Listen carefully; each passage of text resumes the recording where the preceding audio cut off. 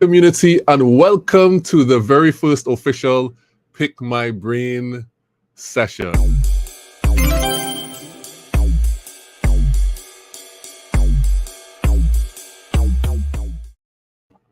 All right, here we go. So this is brand new. It's not something that I've done before, but not because that it's brand new, we don't expect it to be good. I've kind of did a dry run of this last week because it was more spontaneous because of missing one of the internal Pick My Brain session. But I decided, you know what, let's just make this a thing. We did a poll and asked people when they would want me to be on to answer these questions. A poll between 9 a.m. and 12 noon, and everybody who answered the poll, well, the question said 12 noon. So we're here at 12 noon to do the Pick My Brain session. So let me describe to you how this thing is going to go, since this is the first time that we're going to do it. There are basically two things that you have to know. If you have a question for me, you're going to have to put a Q in front of the questions so that I know it's a question that you want me to answer. So we'll be able to differentiate between questions and actual comments. I want everybody to feel free to comment as well and have discussions down in the comments. Experts can come in as well and give their own take. But if they have a question as well, you just put a Q in front of it. And the second thing that you need to know is that if you like an answer, don't forget to throw your bulbs up. That's what we do here at the Useful Content Community. And I'm thankful for people who are going to participate. And actually today, interestingly, our Facebook group was pretty active because I asked the question and people have lots of different perspectives on what that thing should be. Many people have many different answers. And I'm going to share that question with you, ask that question to you as well. And I'm going to share some of the answers the people in my Facebook group gave concerning that specific question. And that is just my buffer in case we don't get any questions really fast here on this Pick My Brain session on this Monday at noon. So I'm hoping everyone who said they would be on, I know it's kind of short notice, that they will answer the questions as well. They will ask questions as well. All right, so this is brought to you by Relate Studios and is also brought to you by my Facebook group. You can go join that if you want as well. And let's jump into the questions of the day and see what the people in the group would have said. So I posed a question to my Facebook group this morning, and the question was, now you don't have to stay on this question. Of course, we're talking about the things that I usually talk about, which is content strategy, video, photography, live streaming, and we could sprinkle in business in there because I've been in business for a while and I could answer questions about that. So don't forget, if you have questions to ask, put a Q in front of it so that I know it's a question, and then we could roll from there. So I asked the question to my Facebook group. This question right here, I asked them, if you had US $5,000 to spend on making better content, what would you spend it on? I posed that question to them, and man, people got active answering that question, and it was an excellent time inside the Facebook group. It's still going on now, so people are still answering that question. Interesting answers, which I will share with you shortly. Let's see who's in here. Ron, first time on LinkedIn. Normally I use Facebook. Yes, Ron, it's great to see you on LinkedIn. On LinkedIn, it automatically shows your picture, which is really cool. On Facebook, it doesn't actually do that. So I'm thankful for everyone who's coming in on LinkedIn and in my Facebook group on Facebook. Thank you, Rhonda. I think Rhonda would have contributed to the questions that were asked inside. Yes, she did. She definitely answered that question that was asked inside of the Facebook group. So let me do that right now. Thank you, Rhonda, for your comments. If anybody has any questions, feel free. Okay, so the big question that was asked is, if you had $5,000 to spend on making better content, what would you spend it on? If you had $5,000 to spend on making better content, what would you spend it on? And people had varying answers, some of which I found were very good. Okay, so I think Jamila responded, and she said that she would have a few SEO optimized blog posts, right? That's search engine optimization blog posts, SEO optimized. And there's many ways to optimize with SEO and different things like that, but we'll get to that another time. A social media coordinator to repurpose and schedule all of my existing long-form content and updated full-blown photo shoot. Now, these are very good answers. One of the good things about this answer is that is that repurposing long-form content is one of the best ways to use the content that you have already made. You don't always have to go and make new content.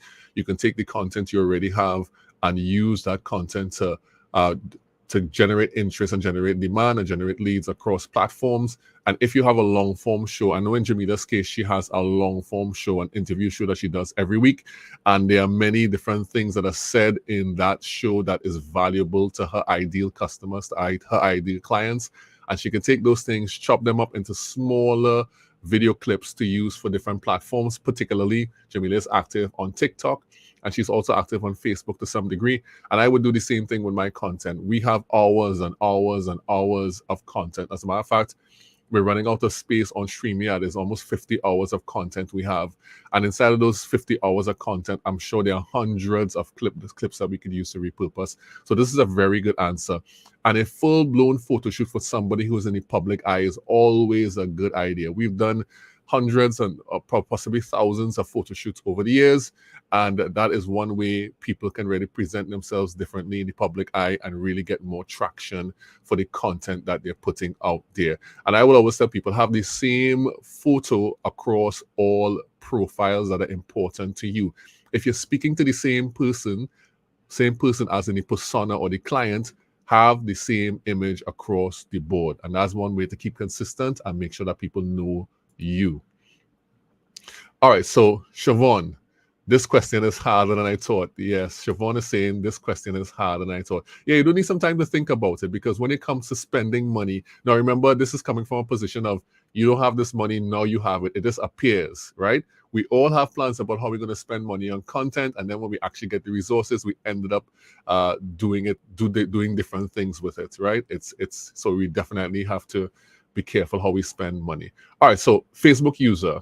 I have no idea who this is. Let me see. Who is this? I don't know who this is. I can't tell who this is. I am learning to edit using Davinci Resolve. Can you share any tips and strategies that you use when learning new programs? All right, Davinci Resolve, if you're not accustomed to linear editing, you're not accustomed to editing video at all, is a bit of a handful, right? I've used it in the past. I am not an editor. We have editors in our company. I only edit my videos, and I use a program called Descript, but Davinci Resolve is really very involved in terms of what you could use, but it's also very, very powerful. One thing I always do when I want to learn new software is I always go on to the first place that I get my tutorials from, which is YouTube. I always go on YouTube. And the thing about it is that I tend to use my software with a purpose. I don't tend to use it loosely, right? We're at the point where we have lots of different things to edit, so I actually try it out on real projects that we have. So you have to know what the intent of learning the software is, and then you have to immediately put that intent into action.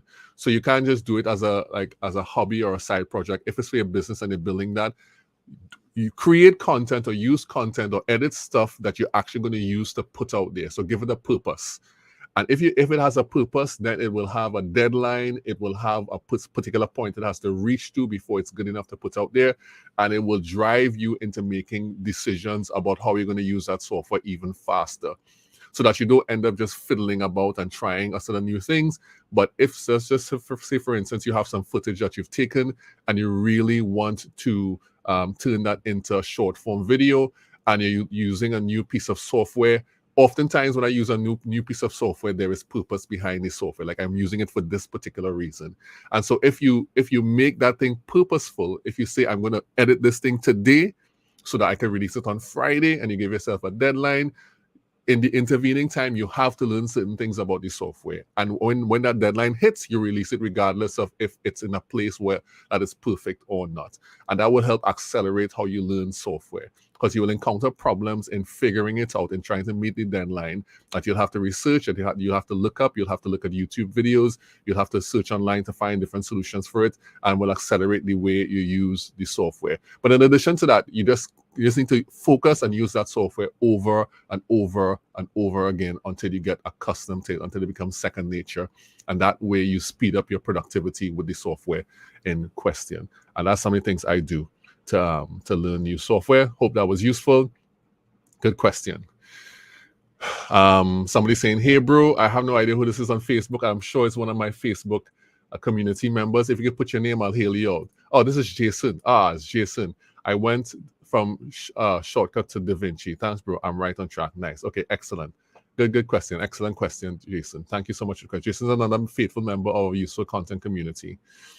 All right, so let me go back. I'm answering some questions now. Let me go back and into the comments and answer some more questions. So Sheldon is saying, I agree with the photo shoot. And we all know why Sheldon is saying that, because Sheldon is a photographer, and he knows the importance of having a recent and appropriate headshot, a headshot that matches your brand, matches your particular brand voice, and one that is recent, not one that is 5 years old or 10 years old, or one that you have your graduation hat on. You always need to have an updated and current profile picture. And if you're out in, I think, is Sheldon in Atlanta? I'm not sure where Sheldon is, but wherever Sheldon is, go check out Sheldon. Sheldon is in Canada, I think, not Atlanta. I think he's in Canada. Sheldon, where are you from? Let me know. I'm mixing up my photographers here. But wherever you are, you can go check Sheldon, and he will provide you with some nice headshots, because he is a branding and headshot photographer. Very appropriate. Damon is saying Davinci is nice. It is nice. It is nice. I do use it. It's very, very powerful. And Davinci Resolve is free up to a point, but it's free to use and it's free to learn up to a point. So Siobhan is asking, what's your process for coming up with content ideas? Sheldon is in Toronto. Let me just Sheldon is in Toronto, of course, Canada. I just remember that. It clicked in my brain. Okay, go check Sheldon in Toronto. You can leave a link to your stuff in the comments, Sheldon, if you want people to come check you out. No problem. What is your process for coming up with content ideas? Well, there are many different streams that I have for coming up with content ideas. I not only listen to a lot of different people talk about various topics in content, but I also listen to the people inside of my Facebook group, and I ask them questions. So these days, a main part of how I come up with my content is just asking the people, what do they want to learn, or what do they want to know? And then I create content out of that. The best content you're going to make, the content that's going to be the most effective, is the ones that come from the people who are interested in what you are doing, who are possible clients, and who are the ideal customers. I don't know if we heard that over and over again, but it's like for real, it's really real. If you're wondering about how the form of the content, like in how I format it or how I bring out the script, that actually is sometimes lightning in a bottle. You figure out the way you want to present this once you have the idea. For example, if I want to talk about why cleaning your camera, your phone lens is important, because I've seen many people, even professionals and owners of companies, doing videos with their phone and they haven't cleaned the lens. You can literally take your shirt and wipe the lens, and it will be much, much better than it is when it's unwiped. I think I'm a little dark here. Let me just put some more light on me. Yeah, that's a little brighter like that, right? And so that process is like figuring out, how do you represent that thing well, what you're going to do. Sometimes I would think about a real life scenario that would happen. Like, for example, if I have to talk about cleaning the lens on my camera, I would think, well, I'm actually going to make this video soon. Like, you're putting your hand in your pocket, showing somebody putting their hand in their pocket, and their fingers are all over the lens, and then they pull it out and they create a video, and I will show what this video looks like. And then I was showing another scenario where somebody does the same exact thing, but instead of just starting to film, they take out a cloth and they wipe the lens, and then they have a crystal clear video. And then I would compare the two in my TikTok or in my LinkedIn video and say, this is why you actually do it this way. I would demonstrate it. But in terms of content ideas, most of my content ideas these days come from the community. It comes from questions that get asked in the comments. It comes from listening to other people talk about topics that are similar, and then being like impacted by those ideas, and then taking that and saying, let me create a version of this that I think would work for my community. So the more you understand who you're talking to, the more you have a deeper understanding of who you're serving, the easier it is to create ideas that are tailored for them. And also, I want you to remember that ideas are never one-off. Ideas are never, ever one-off. You take your ideas and you repeat it. You try to go deep with the things, with the thoughts, with the content that you make. And there's nothing wrong with repeating something 10 different ways in a different style, in different content formats in order to get the message across. There's nothing wrong with that. Just this morning, one of my connections on LinkedIn, Justin Simon, was talking about a myth concerning repeating yourself. And I was saying not repeating yourself with the same thoughts and ideas is just not only a myth, but it's also dangerous. Because if you don't repeat yourself, if you don't talk about, I am a branding photo shoot person, I do headshots for branding like Sheldon does, then they lose the sense of who you are over a period of time. It starts, there's attrition, there's interest, what I would call interest attrition. Things start to fall off after a while. But if you keep on adding to that, keep before the people, then the interest that they have in you and the content that you share, it builds up, it compounds. That's what you call content compounding. It's an idea I have that I'm going to work on, that I'm going to present probably next year, that refers to like a content real estate, where you have compounding things when you add to your content. And so that's how I get my ideas, right? So Rhonda's asking,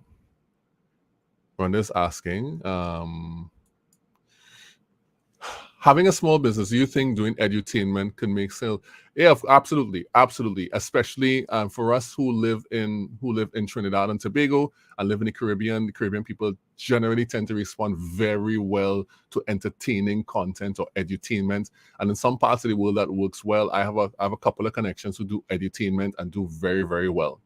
The question I would ask though is if the type of content that you're doing, whether it's more serious or is more entertaining, whether that aligns with your brand, it aligns with the type of products that you sell. I can't remember what you sell, Rhonda, but I know one of our members of our Facebook group, Shania, she sells smoothies. Smoothies are a kind of a fun product. They could be healthy.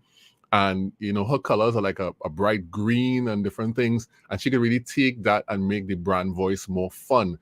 And her making entertaining content will align with her brand voice. And she'll be able to create content that people can really relate to. So like literally creating TikTok memes, literally creating content that makes fun of things using trending stuff. So her content will lean more into that kind of area. Somebody who has a different type of brand voice, something that is more serious, more sober, might not be able to do that and get away with it. But edutainment has a range of stuff. There's a full-on, I'm creating almost comedic content that happens to integrate a product. And then there are just having some elements that are a little more entertaining in terms of how I present myself, present the facts, etc. So there's a spectrum of ways that you could actually do edutainment content. There's not one way to do it. Some people can do it very subtly. Some people can go all the way to the extreme and do something that is full-on entertainment that just happens to place your product. And I've seen people have success on both sides. I've seen people have success doing a separate comedic channel and then funneling people into their business. And I've seen people who present their stuff, but then actually have a kind of a comedic statement, sarcastic statements, twist inside of their content that also draws people in. So both things can work. You have to determine what does your brand voice sound like, and then you could create a content in alignment with that targets the ideal customers that you want, right? Yeah, definitely. And I would say always seek to educate, always seek to help people, always seek to do that. That is a critical part of how you build relationship with people, by helping them. If you give them something, then they'll come back over and over again. Give away a lot of your stuff for free in terms of information. If you have products, don't give away your products for free, but give away your information for free, and definitely you can help them with that. Excuse me. All right, so Sophia is asking, what video editing app or program is best to use for capturing video and adding subtitles that is user-friendly for beginners? There are many different video editing apps that are very, very useful and that can be used to add subtitles for beginners. If you're doing video on your smartphone, right? The video apps that I would recommend, which some of which you may have heard already, is CapCut. That's one of my number one video editing apps because it's very robust, very versatile, and it also adds auto captions. It listens to your voice and creates the captions automatically. All you need to do is just turn that on, and you have a lot of flexibility. It can do masks. It is a very powerful piece of free software. In addition to CapCut, there's a piece of software called VN Editor. That is VN Editor. It's very, very similar to CapCut. Very similar to CapCut. The only major difference between both of those things is how the timeline is expressed. So if you put videos, clips on a timeline, then VN Editor has one long timeline that goes all the way across. CapCut breaks their timeline into sections. So either one of those two will work for adding captions and for doing some serious editing on your phone. And even if you're doing it on your phone, VN Editor allows you to do something called there's something called LUTs, which basically is like being able to add different color profiles to your videos and stuff like that. It can even do that. It's very, very, very powerful. And so I say for a beginner and also for even some advanced people, CapCut, CapCut, and VN Editor is also a very, very good good choice for doing that. Capturing videos, adding subtitles, and it also is user-friendly. There are templates as well. It's also very, very user-friendly that you can use for that. Great question, Sophia H. Thank you so much for that. I appreciate it. Oh yeah, so Damien is saying CapCut is good for subtitles. I found it easy to use. Yeah, good catch, Damien. So what Damien said, CapCut is also VN Editor. Alana is saying, not cleaning the lens is such a mind-blowing thing to me. It's almost second nature for me. So you have developed the habit, Alana. You have developed the habit of cleaning the lens. You've developed that. I could tell immediately. I remember when Alana, we were in Digimark, and some people asked me to take a photograph of them. They went onto the stage. I think that may have been the Nova committee. Went onto the stage. They handed me one of their phones to take a picture of them. And as soon as I got the image and as soon as I got the camera and I held it up like this, I looked into the image on the screen and I saw that it was not crystal clear. It was kind of misty. That's all you see. You see kind of misty. And when you see kind of misty, I immediately took my shirt and I started to just wipe the lens. Let me show you what this looks like. I just take it and I just started to wipe the lens off. And when I put it back up, it was crisp. Contrasty, clear, crisp. More than likely, if you have your phone in your pocket, you have it in your handbag, you have it anywhere that you have to reach in for it, that you can't see it when you pick it up, your fingers are going to touch the cameras and you're going to have, because your fingers produces a certain degree of grease, and grease refracts light. And when light is refracted, it gets misty. It's like driving on a misty day in your country, wherever it is, on a cloudy day. It is not as clear as it could be. And then when you try to take that image, it looks unclear, right? And the thing is that you don't really see it until you actually compare your video to other people who are doing it really well, or other videos you've made where you've cleaned the lens.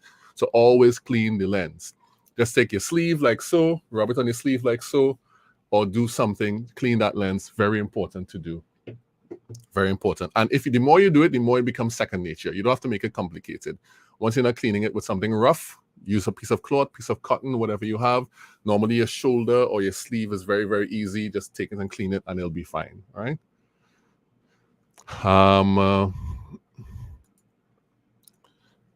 Right. Oh, so Sophia is getting more help in the comments. Thank you.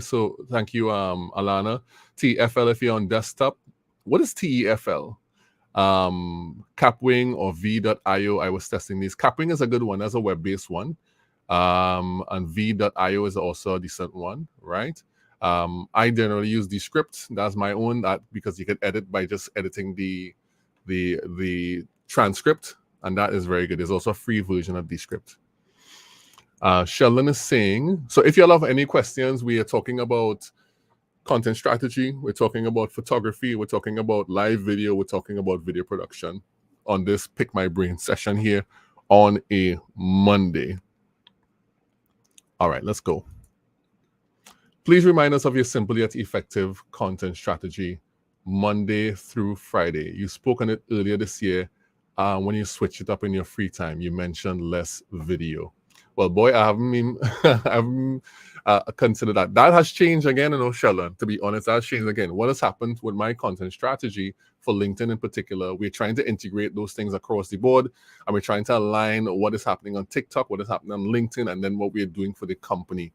So everything has kind of come to pause, and we're currently working on something that is new. What I'm doing now is that I am reusing and continuing along the path that we're on, talking about these four main things that we're talking about, which is video production, live streaming, photography, and content strategy. Those four main topics, which are the overarching topics of the service that we provide, which is inside of creating useful content. And so we are rejigging that. At the beginning of 2022, I had a particular content strategy for LinkedIn that was very structured by Monday through Friday, and that is true.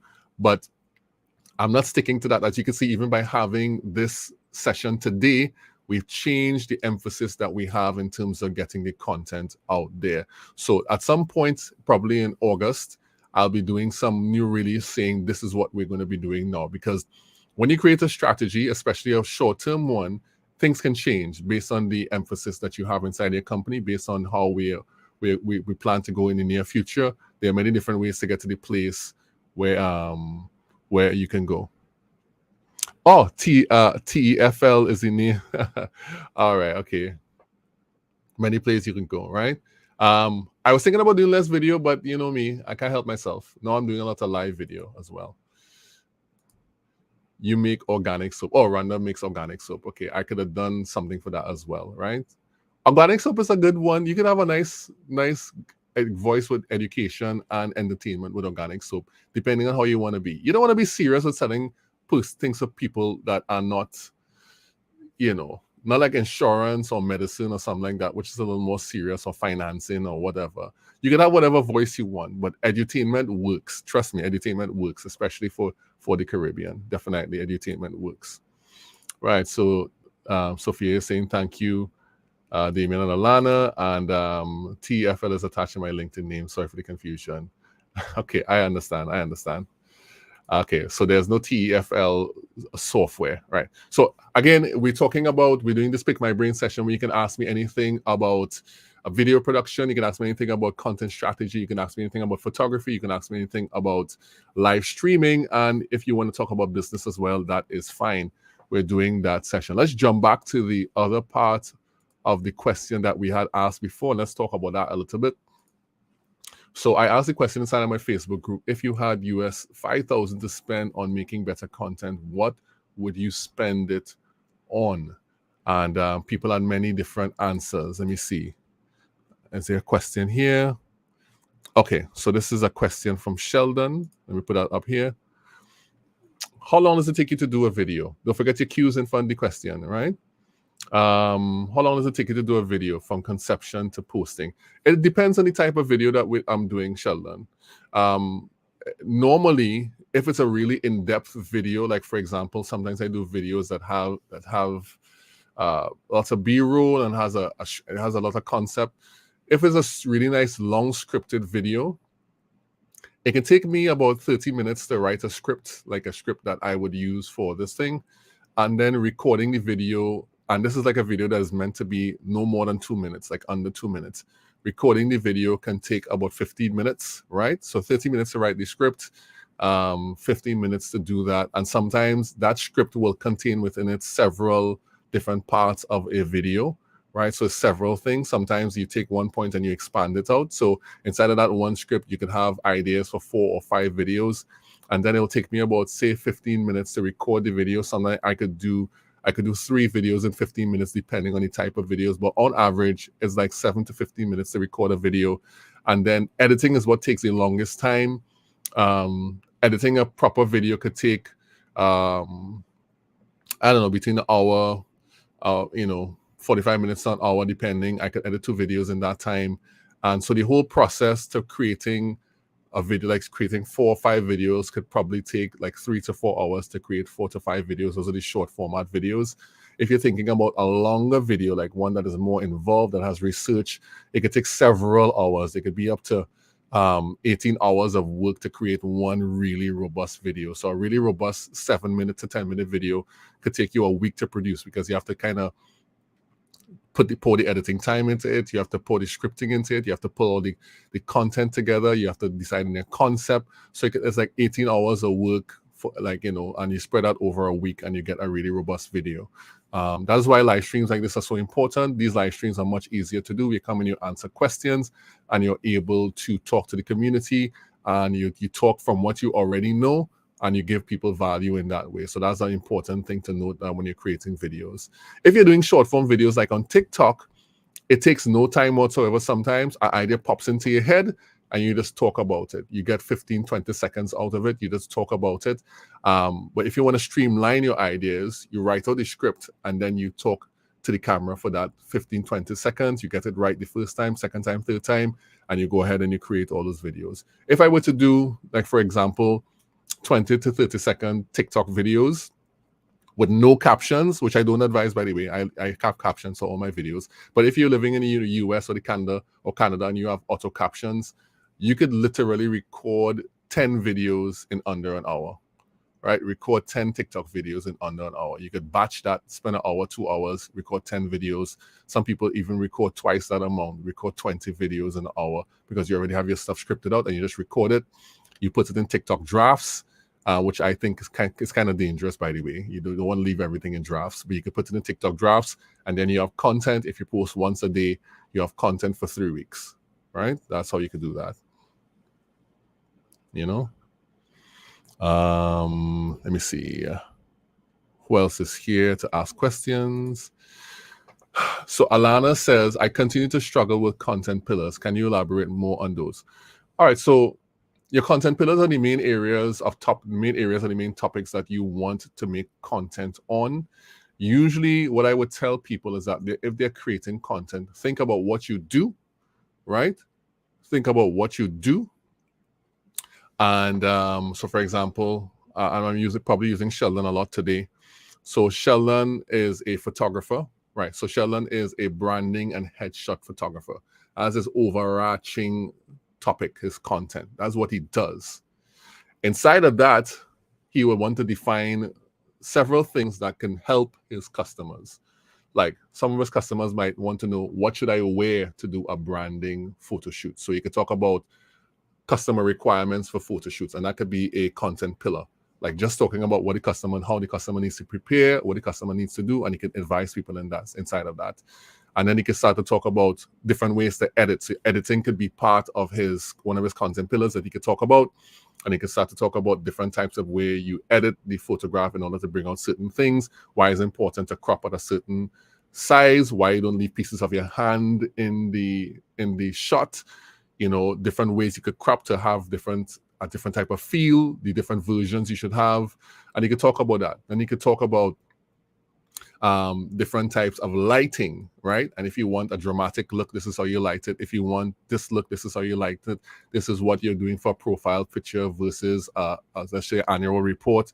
And you can talk about those different details. And so you have the big overarching thing, which is headshot and branding photography. But inside of that, you have 4 or 5 different subtopics, and then you create content inside of those subtopics. So those subtopics are things that you know that your customers are interested in hearing about, and you really want to speak to them about those things. So then you will ask questions in that space. So, for example, we know that we are creating useful content for people, right? Our overarching thing is that we are creating useful content for people, useful marketing content to help build long-term customer relationships. That's what we do, right? Under those things, we have 4 areas that we function in, 4 services that we do, which just happen to be our content pillars, right? So one of those is video, one of those is live stream, one of those is photography, one of those is content strategy. Inside of content strategy, there are other subtopics that I could drill down into. Inside of photography, I could drill down into several other subtopics, but we do corporate photography in particular. Inside of video, we could do that. Now, I'm not going to do all of that. Other people in the company, we have Nicholas, we have Ayinde, they're going to start to dive into some of those content topics and to really go deep. While we are spreading wide, because we have multiple people, we can also go deep for some things. And depending on the thrust that we have and the type of business that we want to bring in, we'll focus on those specific content topics that we want to speak to people about, because that is the type of business that we want to bring in. Whatever you put out, that is what you will bring in. Whatever content you put out, that is what you would bring in, If you put out content for people who are looking for $100 product, you will not bring in clients that fall into the $100,000 range. It's impossible. You might get one or two, but by and large, the bulk of people, if you're talking to the people in the $100 range clientele, it's highly unlikely you'll bring in 100,000. So excluding people from your content is very essential. Excluding people from your content is very essential. And part of our content speaks to a certain type of people, and another part speaks to a different type of people. But we have to exclude and also include depending on our content goals. So having very specific pillars and how you arrange those pillars and how you craft the content inside of those specific topics really does help you find the people who are going to do business with you, right? It's very important. All right. Yep, a week sounds right. Do you have a recommendation for a teleprompter app for mobile? I do not have a recommendation for that. we use Parrot, one called Parrot Teleprompter, but that is for iPad. That's what we use with our teleprompter machine. I'm literally looking at the teleprompter across there right now. It's in a briefcase, and we just pull it out, use the iPad for it. Where is it? I have an old busted iPad that we use for that. I think it's right here. Let me see if I can get it for you guys so you can see. All right, this is my old busted iPad. All right, so that's charging it 74%, which is cool. All right, so this is, let me show you.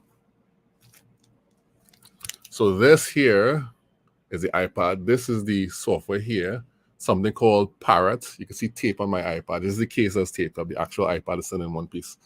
And it's actually a piece of software called Parrot. You download it, and it gives you the scripts, and it's shown in reverse. How can I get this on screen? It's shown in reverse here, and then you play it like so, and it scrolls down like so. I think you could have this one for your phone as well, right? And so when we do production, we don't get a big, large teleprompter. You don't really need that. You just use this and use the software, and it scrolls like that. This is some testing software. The reason it's in reverse is because the teleprompter is mirrored, so it shows it the right way up. So when you actually do the production, it shows it the right way up, right?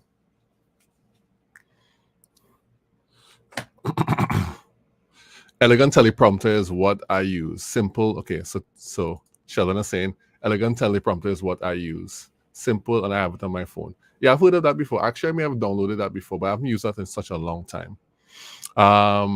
So yeah. Question: do you follow a strict script, or do you have a loose script and just free flow?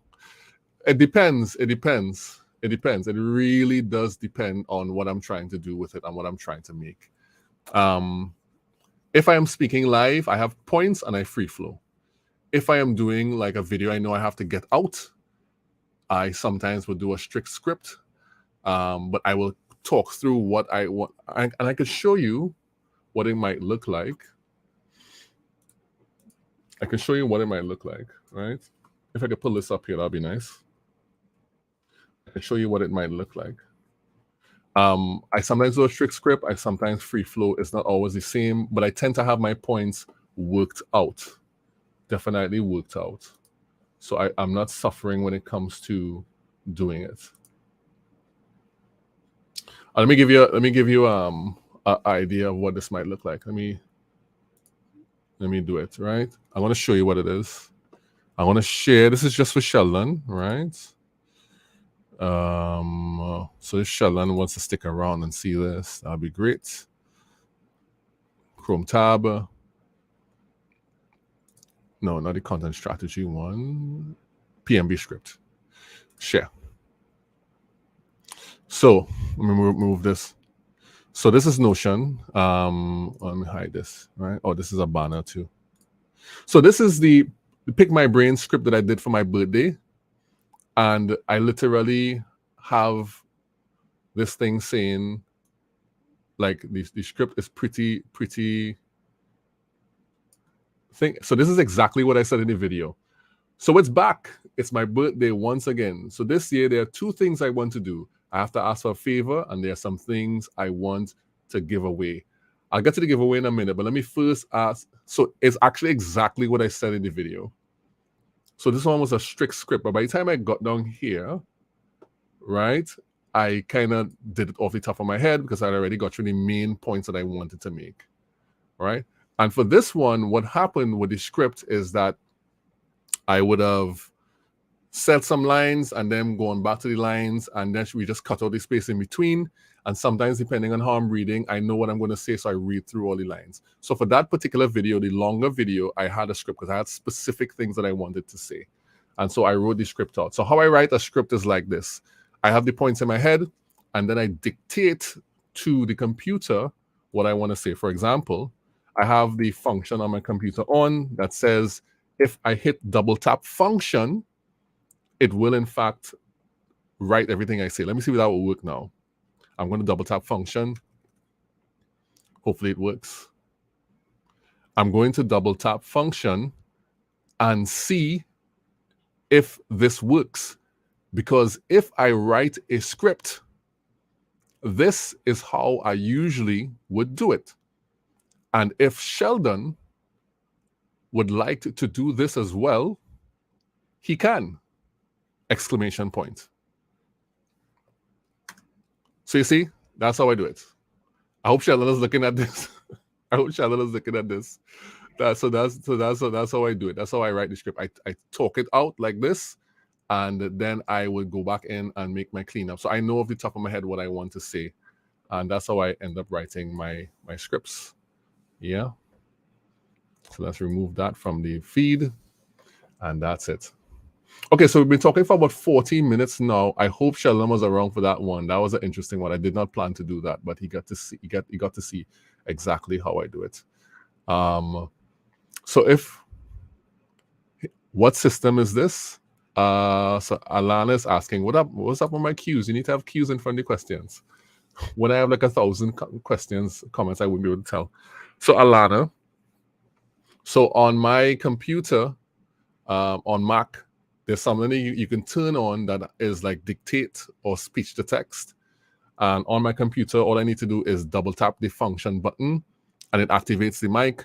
And once I'm in a document that can write, it takes my speech and turns it into text. And that's what happens. So when I write my scripts, that's how I do it. I do it for my phone as well. My phone is much easier because the phone has it built in. But for my computer, I do it as well. It's not a specific system. I'm sure they could do it on Windows too, but I do it on Mac by double tapping the function button. Hope that is useful. All right, I think we're going to bring this thing to an end, bring it in for a landing, right? Let me stop the screen share now. If there are no more questions, we're going to bring this in for a landing. I thank everyone who has been on, who has come to this very first Pick My Brain session.